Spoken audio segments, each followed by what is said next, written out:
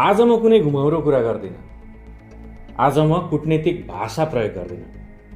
आज म सिधा सत्य बोल्छु। नेपाल आज भावनाले चल्ने अवस्थामा छैन।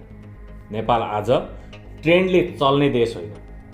नेपाल आज सङ्कट व्यवस्थापन चाहिने राष्ट्र हो र सङ्कटको बेला हामीलाई कुल नेता होइन, काबिल नेता चाहिन्छ।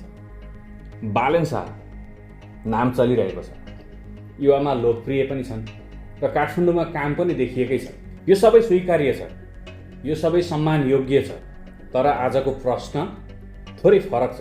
प्रश्न हो के बालेन शाह आजै नेपालका प्रधानमन्त्री बन्न तयार छन्?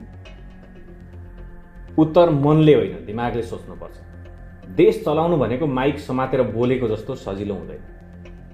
फेसबुक पोस्ट हटाए जस्तो निर्णय हुँदैन। देश चलाउनु भनेको अर्थ मन्त्रालय, विदेश मन्त्रालय, सुरक्षा निकाय, सङ्घीय सरकार, प्रदेश, स्थानीय तह सबैलाई एकै ठाउँमा हिँडाउनु हो। त्यो काम पहिलोपटक कुर्सीमा बसेको मान्छेले गर्दैन। त्यो काम सङ्घर्ष गरेर, गल्ती गरेर, सिकेर आएको मान्छेले गर्छ। यहीबाट गगन थापा सुरु हुन्छ। गगन थापा कुनै ओभरनाइट स्टार होइन। उनी आन्दोलनको धुलोबाट उठेका नेता हुन्। विद्यार्थी राजनीतिबाट आएका हुन्। सडक, संसद र सरकार तीनै ठाउँमा लडिसकेका छन्। यो कुरा भाषण होइन, रेकर्ड हो। संविधान बनाउँदा गगन थापा त्यहाँ थिए। स्वास्थ्य मन्त्रालय चलाउँदा गगन थापाले निर्णय लिए। स्वास्थ्य बिमा आज सामान्य जस्तो लाग्छ हामीलाई, तर त्यो निर्णयले लाखौँ नेपालीको जीवनमा पहिलोपटक राज्य छ भन्ने अनुभूति गरायो। यही हो राष्ट्रिय नेतृत्व। बालेन शाहले काठमाडौँको फोहोर उठाए, गगन थापाले राष्ट्रको नीति उठाए।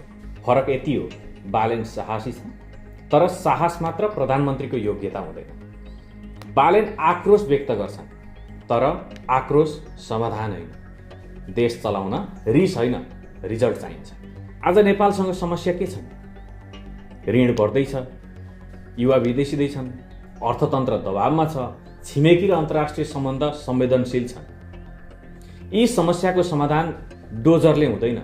यी समस्याको समाधान नारा लगाएर हुँदैन। यी समस्याको समाधान टेबलमा बसेर, डेटा हेरेर, सम्झौता गरेर, कहिले कडा कहिले लचक भएर निर्णय लिन सक्ने नेताले गर्छ। गगन थापा त्यही नेता हो। उनी बोल्दा सबैलाई मन नपर्न सक्छ, तर निर्णय गर्दा देशलाई फाइदा पुग्छ। बालेन लोकप्रिय छन् भने गगन प्रभावकारी छन् र देशलाई लोकप्रियता होइन, प्रभाव चाहिएको छ। यो बालेनको अपमान भने होइन, न त बालेनको अवमूल्यन नै हो। बालेन आवश्यक छन्। बालेनले भविष्यमा अझ ठुलो भूमिका खेल्न सक्छन्, तर आज प्रधानमन्त्रीको कुर्सी प्रशिक्षण केन्द्र होइन।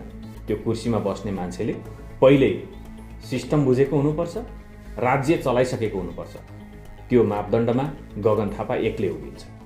आजको चुनाव को ट्रेन्डमा छ भन्ने होइन, आजको चुनाव को सक्षम छ भन्ने हो। र जब हामी नेपालको भविष्यलाई भावनाभन्दा माथि राख्छौँ, उत्तर स्पष्ट देखिन्छ। प्रधानमन्त्रीका लागि आज गगन थापा नै अपरिहार्य विकल्प हो। बालेन सम्मानयोग्य नेता हुन्, तर गगन देश चलाउने नेता हुन्। निर्णय तपाईँको हो, तर देशको भविष्य सम्झेर गरौँ। अहिले देशलाई सही दिशा चाहिएको छ र सही दिशाको नाम हो गगन थापा।